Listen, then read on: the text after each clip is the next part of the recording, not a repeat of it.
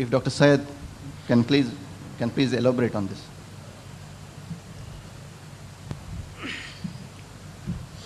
Brother has posed questions. I think it is not just one question. Basically, what I can derive from his little talk, that two questions at least. One is Darwin's theory, that in science, as a science student, we are taught the creation of man or man's existence in this world through Darwin's theory that man was evolved from lower species. So how to reconcile with this with the scriptures, and at the same time, different culture, brother wants to know, I think, if they're necessary to follow a particular religion to have faith, to achieve salvation, how we can be together. Regarding Darwin's theory, brother, this Darwin's theory, after 100 years also, is still a theory. It is not a proved fact. In scientific circle, you have theories, you have facts. Once the theory is propounded, presented, and once it is established with facts, with proof, it becomes a fact. This theory of evolution by Darwin is still a theory, it is not a proved fact. We do not hear any fact of Darwin's. It is still a theory, it is not fact of evolution. Charles Darwin, he gave this particular idea, theory, due to his observation of certain species of animals, certain species of bird, of having long beak and short beak. This gave him a click in his mind that how there is a variation among the beaks of one species with the other species. Similarly, life has evolved from one animal to another animal, from one species to another species, and this is how lower animals have developed in higher animals, and gradually from ape it got converted to man. This gave him an idea. At that time, the science was not that advanced. They did not have the complete idea of a cell. The microscope that was available at that time was not enough to elaborate or completely describe the cell structure even. So he could only point out that perhaps this is how life is evolved, and this is how man must have evolved. He had no solid evidence in his time. He just gave a theory, hoping that when the science will advance, more researches will be done, his theory will be accepted, his theory will be proved.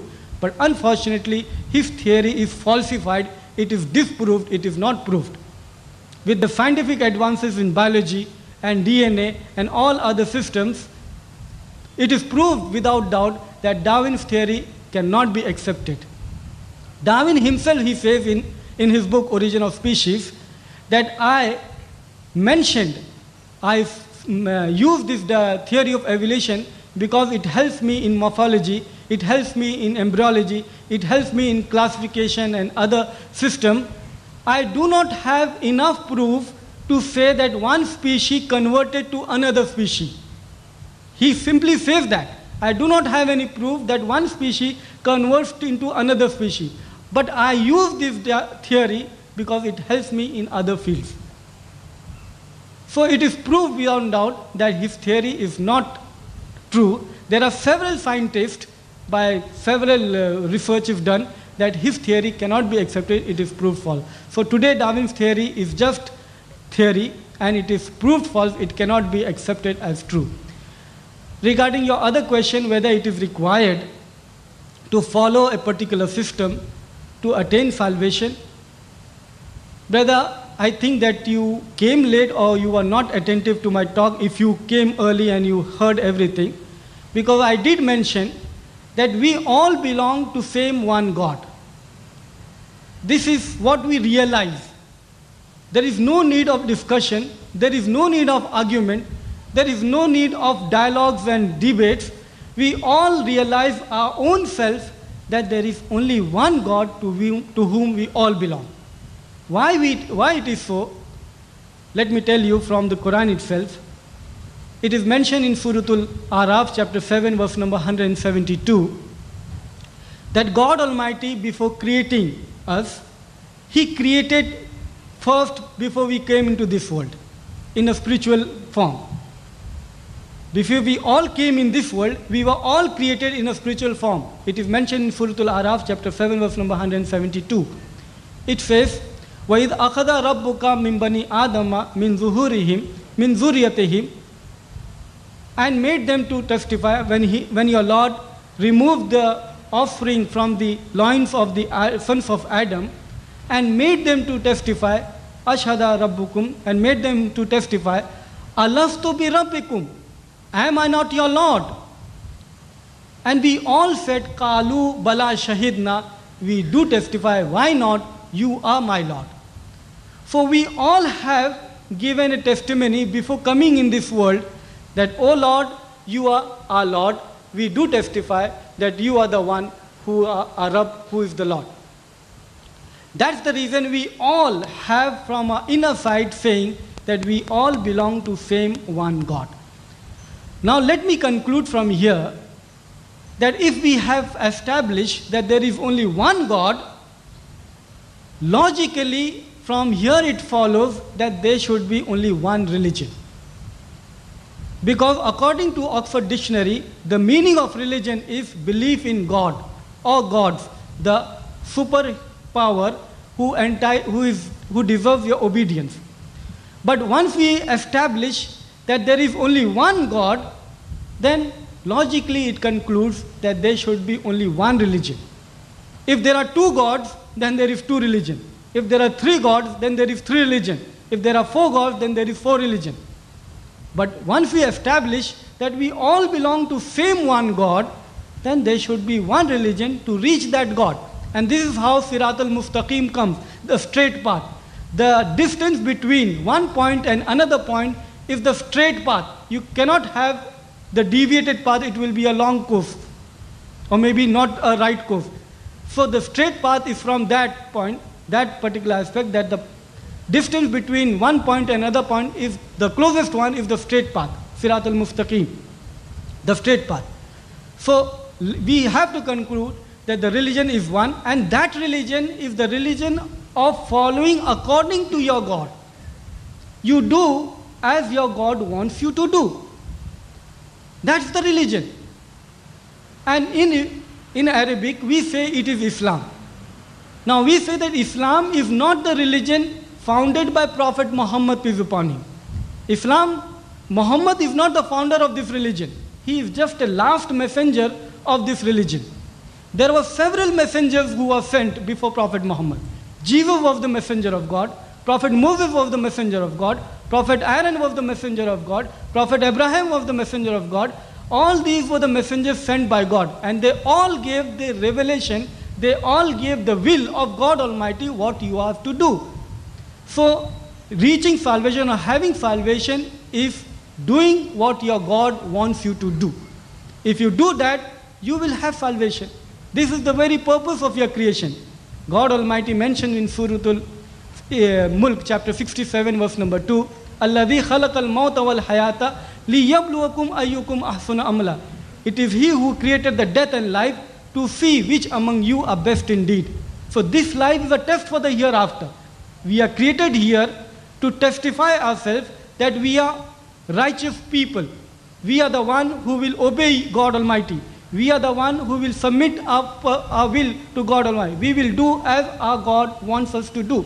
If you do that, you will have salvation. Now it is our job to find out what our Lord wants us to do. This is a homework every human should do. He is an intelligent creature. He is an intelligent being. Every intelligent, because man is different from animal. For animals there is no religion.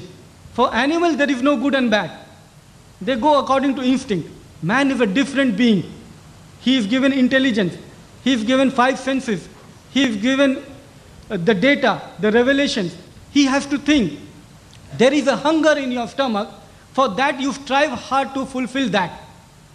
There is similarly hunger in your mind. The question, who are you? Why are you here? What is the purpose of your life? Are you created just for nothing? Where you will go from here? These are basic questions in every human's mind. He has to find answer for these questions. This is his homework, this is his job. And once he strives, he will be surely guided. This is the promise from God Almighty in Suratul Ankabut, chapter 29, verse number 69. وَالَّذِينَ جَاهَدُوا فِينَا لَنَهْدِيَنَّهُمْ سُبُلَنَا. Those who strive in our path, we will surely guide them. If you do that, if you strive for that, you will be surely guided from God Almighty. There is another verse, it says, وَيَهْدِي مَنْ يُنِيبُ. He turns towards him, he guides those people who turns towards him. So if you strive, this is our duty, this is our job, we should try to answer this question, and if you do that, that is the way to achieve salvation. You should submit to your Lord, should submit to your God, and this is how you will attain salvation. I hope this satisfies you. Jazakallah. We have the next question from the sister side, and before that let me remind the audience that we have some questions coming on the sheets. So after 2 more questions, we shall have the third opportunity, whatever time permits us. One question will be read out by me from the sheet that we have received. So we'll have the question from the sister, one from the brother, and then one question from here, and then from sister. Yes, sister, you can pose your question. Respected speaker, yeah, I would just like to know one thing. That is, are you justifying a lustful glance from men by calling it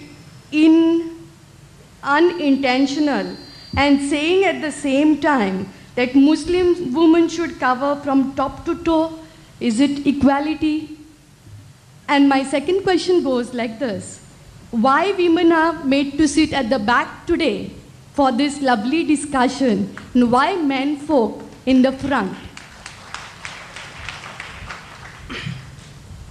Sister has posed a question that why there is inequality here, that men, they should not cover themselves, and the women, they should cover themselves, and they can cast the unintentional look on the woman, the first unintentional look, whereas this is not there with the women. Why this is inequality among the male and the females? Sister, in Islam, male and females, they are equal, but they are not identical. There is difference between equality and identicality. They are equal, but they are not identical. They are not identically created also. Physiologically also we know they are not identical. Psychologically also we know they are not identical. But in Islam, spiritually and other aspects, they are equal. In the sight of Allah, they will be rewarded equally. There is no differences on the basis of religion. There are enough evidences from the Quran. We give by one example. If you want to have the complete answer, we can very well see the video cassette of Dr. Zakir Naik, Women's Right in Islam. But we give with an example that in Islam, man and women are equal. For example, 2 students appearing one examination, and they have 10 questions. One student in the first question gets 8 marks, the second student gets 10 marks. But in the second question, the first student gets 10 marks, and the second student in the second question gets 8 marks. If you calculate throughout, overall they are equal, they are 80. But in some aspect, one student is higher, in the other aspect, the second student is higher. In each area, they have a degree of advantage. But overall, they are equal based on their difference in creation. So it is not, they are not identical, but they are definitely equal. Regarding your point that why they are asked to cover, why not males are covered? Medically also you come to know that man is more sexual medically compared to the females. I don't want to go into detail with that because it is the female who can be lately aroused, whereas for the males it is instant, it is continuous. So it is appropriate for the female to cover themselves so they are guarded, but it is not at the same time instructed that the males should cast their glance. They should lower the gaze and guard their modesty. It is the instruction given to the males in Quran, in Surah An-Nur chapter 24 verse number 51, Surah An-Nur chapter 24 verse number 31, say to the believing men that they should look down, guard their modesty, lower their gaze and guard their modesty. So they are not instructed to have a look on the woman. It is no way it means so. But medically what we realize, it is also proved that the pupils of male, they get reacted much faster compared to the females. It is medically established that the male pupil, eye pupil, they get reacted fast sexually than compared to the females. So this is the reason why in Islam women are asked to dress up properly. It is not dressing up properly does not give any way discomfort or problem to the woman. When it says dress up properly, they should cover the body properly. They should not expose. And let me tell you, sister, whenever any sister exposes, it invites mischief, it invites lustful eye. Why in the Bible itself it says that in the old time it is said, thou shalt not commit adultery. But if you cast a lustful eye, you have committed adultery in your heart already. So it helps you to maintain chastity, it helps you to maintain modesty. Regarding, and I believe the answer also give the answer for the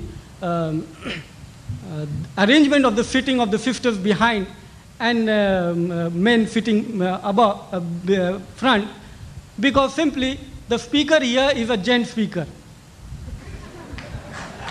The speaker here is a gent speaker. So the answer is there. I hope this will satisfy you. Yes, we can have the question from the brother. आप हिंदी समझते हैं ना sir? आप हिंदी समझते हैं ना? Yes. अच्छा, मैं चंद्रकांत नायक हूँ। यहाँ मैं आया था कि मिसकंसेप्शन जो मेरे दिल में है, दिमाग में, वो जाएगा। आपका स्पीच सुन के, उसके बाद जो भी क्वेश्चन आंसर हुआ, ये सब सुन के मेरा एक भी मिसकंसेप्शन नहीं गया, ज़्यादा हो गया। रीज़न मैं उसका कहता हूँ कि आपने यहाँ एक लीडर यानी स्पिरिचुअल लीडर जैसी बात नहीं की, एडवोकेट जैसी बात की। क्योंकि उसका एक दो तीन एग्जाम्पल देता हूँ कि इस्लाम स्प्रेड्स टेरर, जिसने आपने स्पेन की एग्जाम्पल दी या भारत की एग्जाम्पल दी, 400 साल 1000 साल किया इस्लाम नहीं स्प्रेड हुआ। तो मेरा एक एग्जाम्पल आपको देता हूँ। ट्रेन में हम सफ़र करते, मुंबई में लाखों लोग सफ़र करते ट्रेन में, कई चंद टीसी रहते हैं। उस चंद टीसी के कारण 90% लोग टिकट लेते हैं। अगर वो नहीं रहते शायद 90% नहीं लेते थे, 100 का 100% फुकट जाते थे। तो यहाँ पे जो पाकिस्तान हुआ आज तक, इतने इस्लाम है, वो क्या टेरर से नहीं हुआ? नंबर एक क्वेश्चन नहीं है मेरा कि मेरे दिल में जो था, क्वेश्चन मैं बाद में पूछूंगा। और इस्लाम कुरान के बारे में आप सब कुछ डिटेल कहते हो, इस्लाम कुरान में ठीक है, लेकिन प्रैक्टिकल में क्या है? प्रैक्टिकल में दुनिया भर क्या चीज हम देखते हैं कि मेरा कंक्लूजन ये था कि इस्लाम मेक्स ए मैन मुसलमान। आदमी रहता है, but Islam makes him a मुसलमान, and from their because of their aggressiveness and other things ये फंडामेंटल होता, सब कुछ हो जाता है। और मुझको जो भी दाढ़ी मुझ छोड़ के दाढ़ी बना के रहता है, सब में वो नजर आता है। जो बॉम्ब डाल दिया ना बिन लादेन, वो नजर आता है। क्यों? आप सब लोग कुरान में लिखा है इसलिए करो। और कुरान का हर चीज जस्टिफिकेशन करने के लिए वेज नॉन वेज का जब सवाल आया, झाड़ को तोड़ते हो उसका इतना रेट कम है इसलिए हमको आवाज नहीं सुनता। अरे आर्ग्यूमेंट, जो लॉयर आर्ग्यूमेंट करता है ना, उस तरफ क्या आर्ग्यूमेंट। ऐसे एक दो एग्जांपल, एक सीए अगर चार्टर अकाउंटेंट है और लॉयर है, वो लोगों का प्रोफेशन है इकोनॉमी संभालने के लिए और जस्टिफिकेशन देने के लिए। प्रैक्टिकली क्या होता है, सीए गवर्नमेंट को डूब करता है। नहीं, क्वेश्चन मेरा लास्ट में क्वेश्चन नहीं है। इस कारण मेरा अभी तक जो भी क्षमता ये सब हुआ, ऐसे बहुत एग्जांपल है। लास्ट मेरा क्वेश्चन पर आ जाता हूं मैं। अभी मेरा क्वेश्चन ये है कि रोज मेरा आराम की नींद या मेरे माँ की नींद, सब तुम्हारे सवेरे जो अल्लाह बोल के चिल्लाते हैं ना 5 बजे, कि वो कुरान में लिखा है क्या? एम्पलीफायर तभी भी था, एम्पलीफायर में चिल्लाने का, कि वो जो प्रैक्टिस करके लोगों को तकलीफ देता है, इज इट जस्टिफिकल? ये मेरा क्वेश्चन है, बाकी कोई क्वेश्चन नहीं था। Brother has finally put a question. Finally, he had a question regarding the azan in the amplifier. Before that, he spoke so many things which can be commented on every point. I don't know whether I should continue with that, commenting on those points. Let me tell you that if you said that you are not convinced with any of the misconceptions, your misconceptions are not removed, what you should do, you should come forward and say that, brother, you spoke about polygamy. I do not accept this point. Please explain more. You said about spread at the point of sword. I do not accept this. Please explain.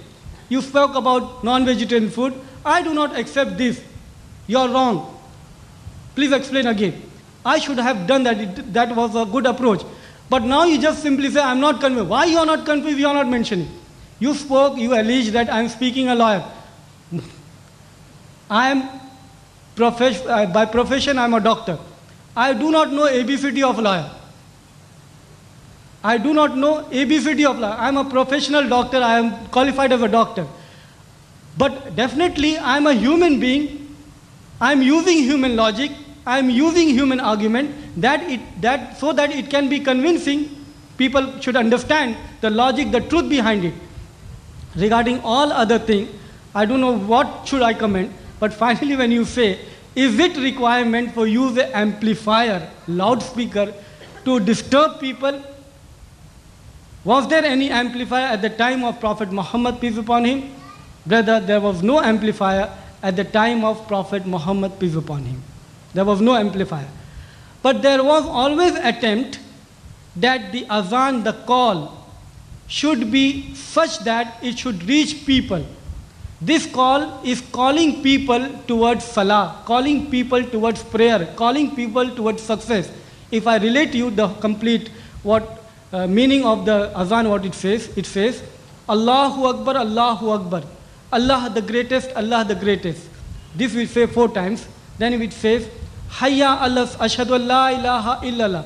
I bear witness that there is no God except Allah subhanahu wa ta'ala. I bear witness there is no worthy of worship except God. And it says, ashhadu anna Muhammadan abduhu wa rasuluh. And it says that I bear witness that Muhammad is the messenger of Allah. This we say twice. Then it continues, it says, Hayya ala salah, come to prayer. Hayya ala salah, come to prayer. Then it says, Hayya ala falah, come to success, come to success. Then it continues, Allahu Akbar, Allahu Akbar. Allah is the greatest, Allah is the greatest, whether you come, whether you don't come. Still Allah is the greatest. La ilaha illallah, and there is no God except Allah. Now this is a call. This is not just a prayer in the mosque within themselves, it is a call for people. The call should be announced. And if the system is used so that the call reaches people, it is advisable. But if there is a problem that there are people who get disturbed, then there can be understanding that it should not be used as a mic and disturb people. There can be understanding. It is not compulsory that you have to use mic. You have to use loudspeaker, you have to use amplifier. It is not compulsion. But anyway, if it can be used, it is better because it reaches the masses. It is calling people towards the prayer, calling people towards success. You have that particular idea that disturbing. I have my non-Muslim friends also commenting that your morning prayer, morning azan is so soothing, so pleasant. I really love it. So it is relative from people to people. Some people, for them it is disturbing. For some people it is soothing, it is pleasant.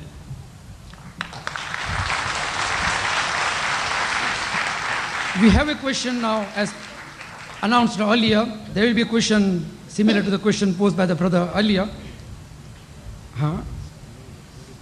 Okay, let's give a chance to the brother over here. With respect to the chair, Dr. has already given the explanation about the noise pollution and that can be controlled.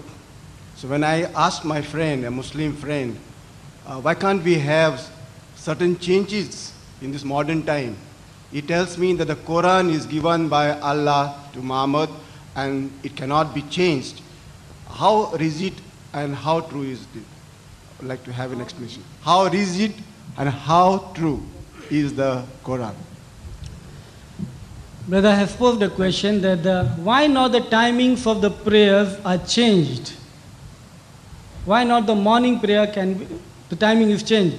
And his Muslim friend replied him that Quran cannot be changed, the religion, the instructions cannot be changed. So brother wants to know how is it true, how far it is true.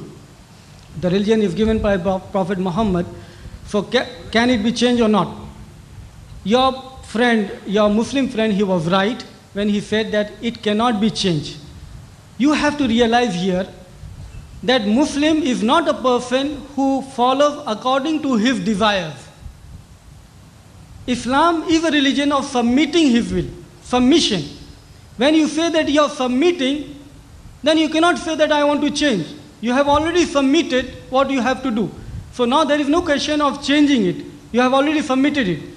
These particular timings are there mentioned in the ahadith, in the sayings of Prophet Muhammad, that these are the timings when you have to pray. And in the Quran it says, Atiullah, Atiur Rasul. Obey Allah and obey the messenger. Atiullah, Atiur Rasul. Obey Allah and obey the messenger. In Suratul Hashr chapter 59 verse number 7 it says, whatever your prophet gives it, take it. Whatever he prohibits you from, you refrain from it. Chapter 59 verse number 7. In Suratul Ahzab chapter 33 verse number 21 it says, Inna Rasulillahi fi ufatun hasana. In the messenger of Allah, you have beautiful pattern of conduct. So in the Quran and the Hadith, we come to conclusion that these are the timings of the Salah. Now the timings are not fixed timings. There is a particular range given. For example, the morning prayer, the Fajr prayer, can be up to the sunrise, but you should not wait till sunrise, because the moment you start waiting for the sunrise, there will be a chance that you will cross the limit. So the particular limit is given. Within the limit, if you want to change the timing, you are permitted. But beyond the limit, you are not permitted. There is a particular range given. Similarly, the Zohar Salah, the afternoon Salah, for that also a particular period is given. Within the period, if you change, you are permitted. But you cannot cross the limit, because the moment you cross the limit, you enter into another prayer. So how can you pray one prayer into another prayer? So that will be a contradiction. So what your Muslim brother says that yes, that you cannot change the religion, because the religion of Islam, Quran, is a revelation from God, God who has formulated the law, so we cannot make changes in the laws of God. There are no questions from the sister side. I would give the opportunity again to the brother over here. Do you have a question? Yeah, we have a question here.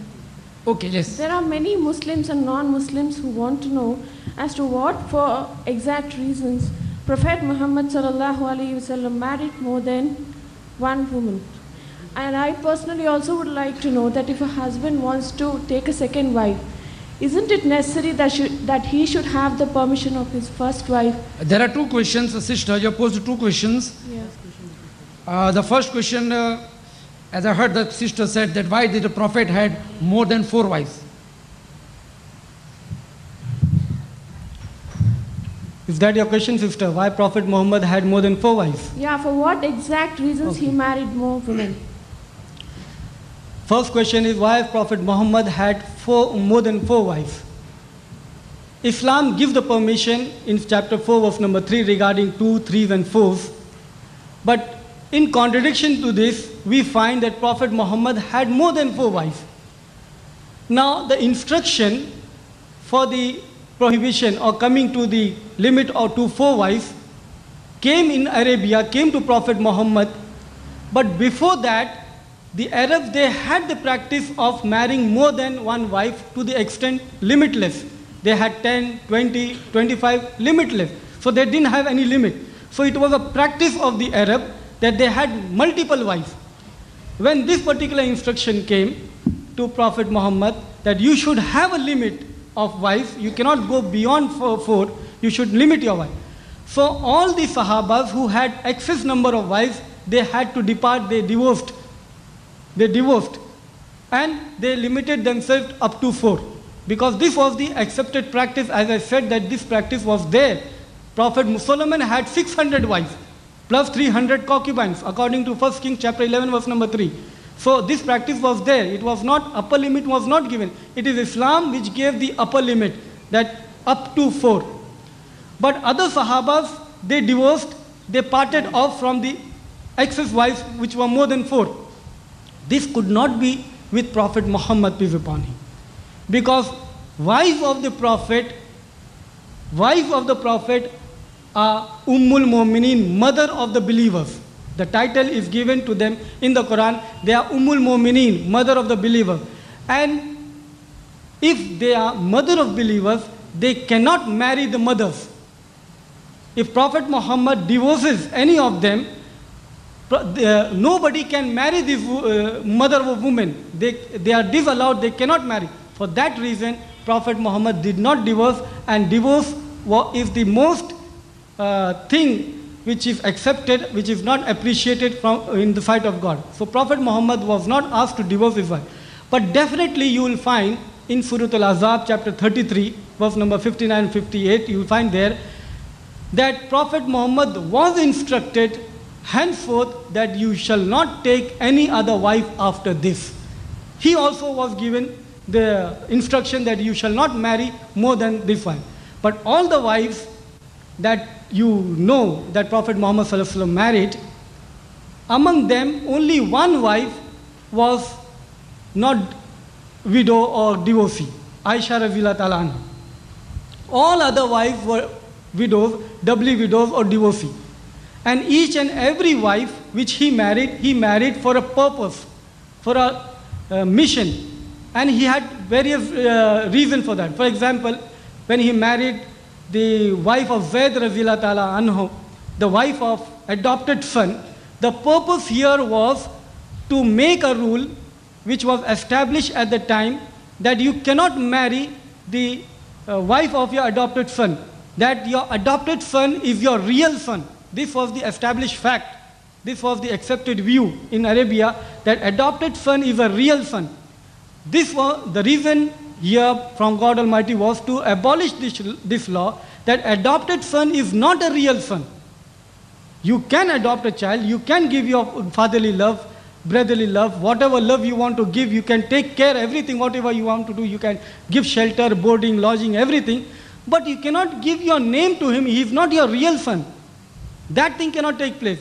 So that relationship cannot be established as you establish with your real son. This was to be abolished. So that's the reason Prophet Muhammad was allowed to marry the wife of Zayd radhiyallahu anhu, to abolish this particular aspect.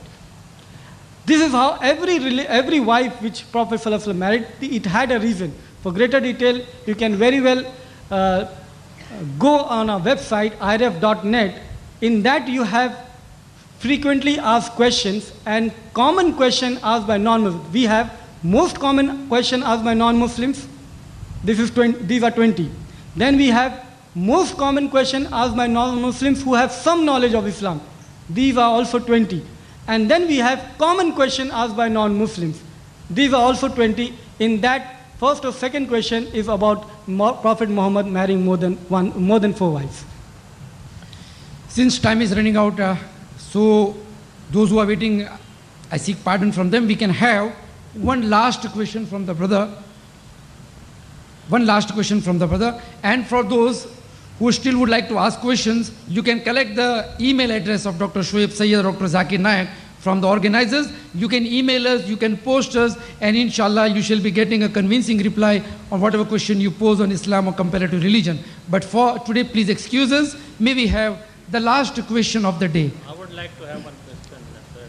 Extend it to 2 questions. Okay, Reverend Dr. Two questions. Syed, Reverend Dr. Syed, please excuse me. I have got 2 very important questions to ask. I will give a small preamble first of the first question. Religion, theory and practice. Islam, theory and practice. Any religion, what is practiced, what is there in the theory is the correct thing to do. But if it is just opposite, it is something totally different. You have answered this question elaborately on the talaq and divorce and multi-wife marriage. Reverend Syed, you said a man can marry if he can give justice to all the women. I mean, you are considering only the man, not the woman. Although you have answered several questions. But my question to you is the first woman taken into consideration, taken her consent to marry? I'll finish first, let me talk. I have n number of my Muslim brothers whose wives are crying at my feet, saying that tears rolling down.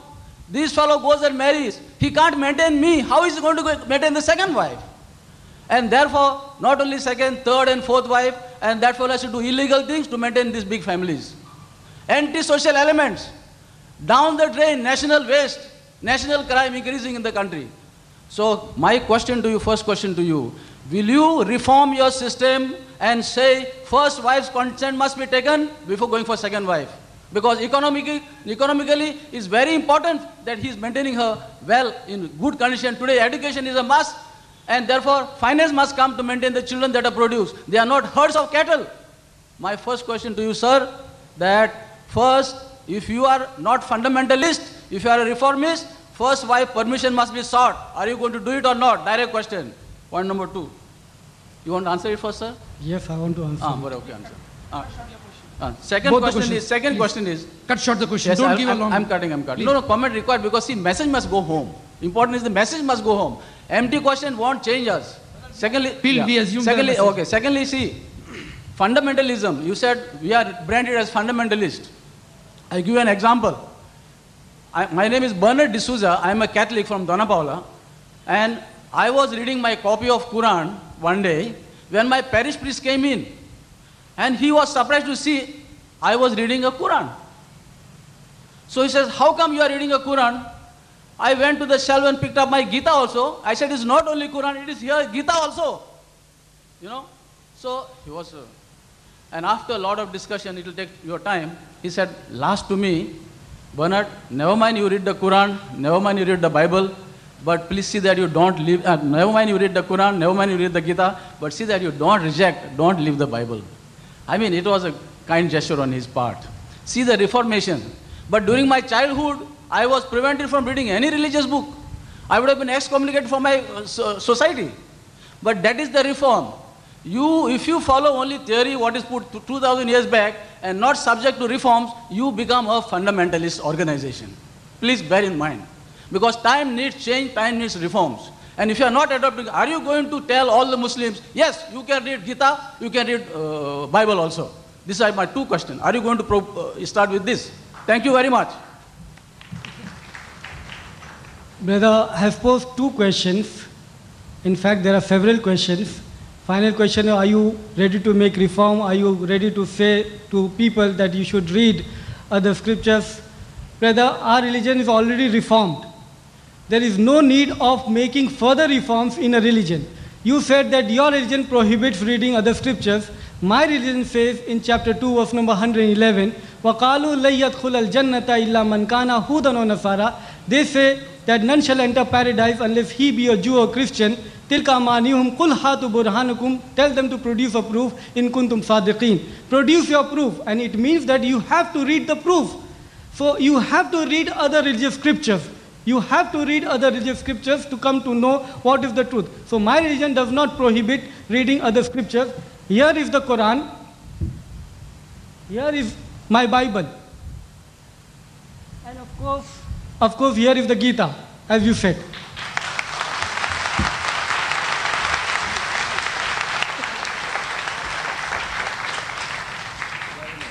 Regarding the reform of the consent taking of the first wife, see, I am not a person to make changes in the laws of God Almighty. If God Almighty gives the permission, He can very well give the permission to first wife and say that the husband should take the permission. If God Almighty has not given, I am not a person to make a law in God Almighty's law. I have no authority. I cannot make reform in that. Simply I say that Islam is a religion which is given by God Almighty, which is given by your Creator who knows everything. Regarding the permission, if the woman, if the wife, in her marital contract, in the Nikah Nama, mentions this particular condition, that my husband or this husband whom I am marrying, he will not take another wife, then this husband, this man cannot marry another wife. This right is given to the wife. This right is given to the female. So this particular thing is established in Islam. So there is no need to make any other law. Regarding prior permission, those who have not mentioned in the Nikah Nama, which is known as Isma, which is not mentioned in the Nikah Nama, then if you say that prior permission should be taken, there is no such instruction in the Quran or Hadith that prior permission should be taken. If it is taken, it is preferable. But what you say, that there is a problem when they marry more than one wife, they have children, they cannot maintain, there is a problem, there is poverty. This is not there when they marry more than one wife. This problem is there when they marry one wife also. You make a survey throughout your country, poverty is there among those people who marry one wife also. At the same time, there are people who are well-to-do, they marry more than one wife and they can very well maintain it. But the condition is surely there that if you fear that you cannot deal justly with them, then only one. You should take only one wife. You cannot marry more than one wife if you are not in a position to maintain both. Regarding poverty, again, let me take another view.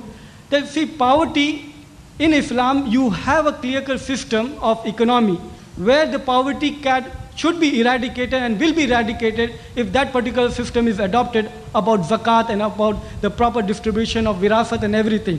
So poverty in Islam is automatically abolished and eradicated. I cannot give a talk on that particular aspect. You can very well view the video cassette that we have on the particular aspect. If the rich people of the world, they give the minimum zakat that they are supposed to give, minimum 2.5% of their saving every lunar year, if the few rich people only give of this world, the poverty of the whole world will be eradicated. If this particular system is practiced in any community, poverty will not be there. There will be no people, there will be no family dying out of hunger. Poverty will not be there.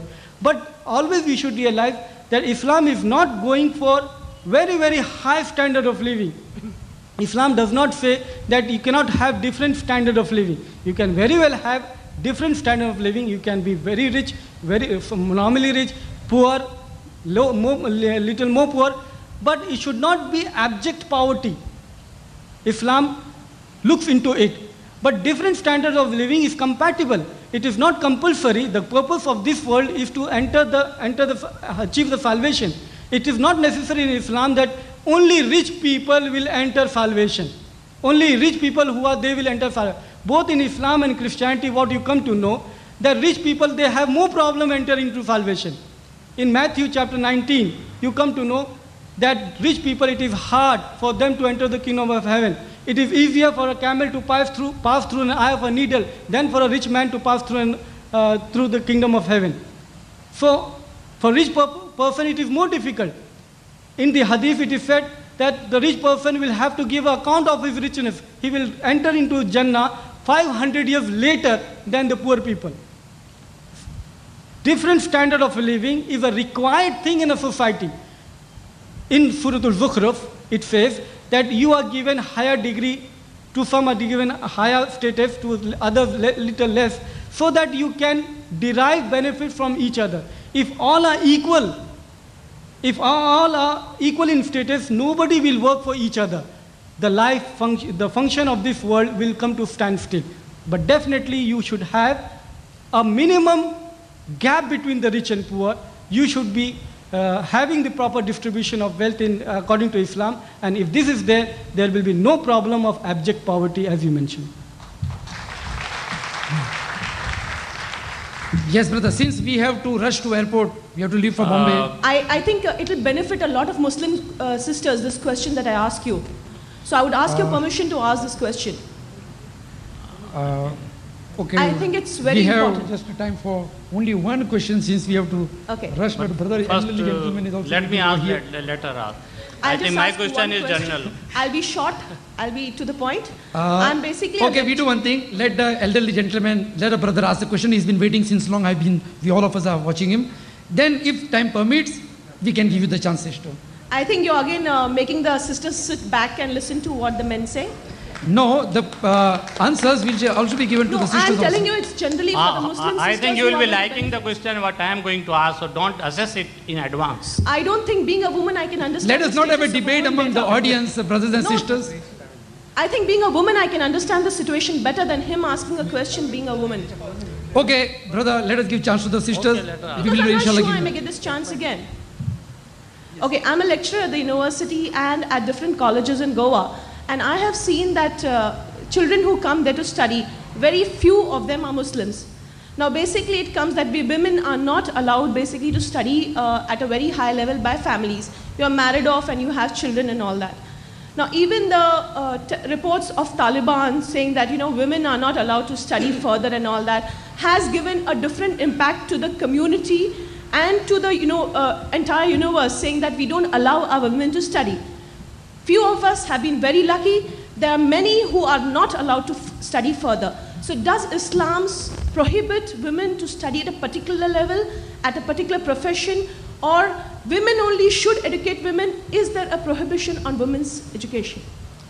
Sister has posed a question on education of women. Sister, in one word, in one sentence, no, Islam does not prohibit women for education. They can very well acquire education. The first word which was revealed to Prophet Muhammad was Iqra, read. Iqra bismi rabbika alladhi khalaq. Read in the name of the Lord who created. It was not said that, oh men, you read, and women, you don't read. This Iqra is common for both men and women both. Islamic education, academic education can be imparted to the men and female both. In fact, it is more advisable that women of Muslim community, they come forward for the post, for teacher profession, for doctor profession, because when we say that our females should be examined by females, then why we should not have female doctors ourselves? So if we opt for female doctor, we should educate our females as doctor and teacher. But we should not educate our women, or we should not have such an education which will lead her to transgress the limit of Islam. For example, if she learns the training for air hostess, where the criteria is only beauty, such profession is not allowed. Where you have to be a private assistant to a male boss in a closed room, such profession is not allowed. So you have to maintain that modesty and chastity. Imparting education to female is not at all prohibited in Islam. Yes, brother. Last question. Thank you very much. Goa ladies are coming less because percentage of Muslim population is 2%. Nobody is prohibiting them. So one should know that before. My question is, sir, that this misconception about Islam, the questions all asked here, I had been hearing repeatedly from Ahmad Didat Sahab, speeches, cassettes, and Dr. Naik Sahab. Now, this is not the point which I want to. My name is Murad Ahmad. Okay. Now, this is not the time we are sitting with this, clarifying these misconceptions which are clarified 101 times by many scholars. My question here is, now Islam is having the second largest population of the world after Christianity.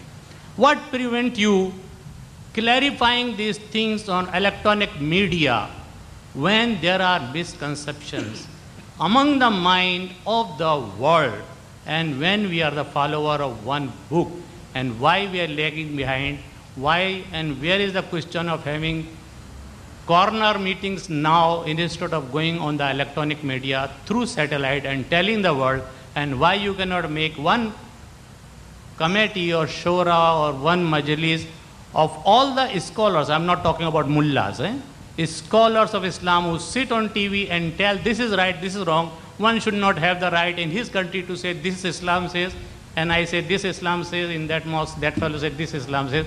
Why all of you are shying away from the responsibility and coming forward and telling the world what is correct? Thank you very much.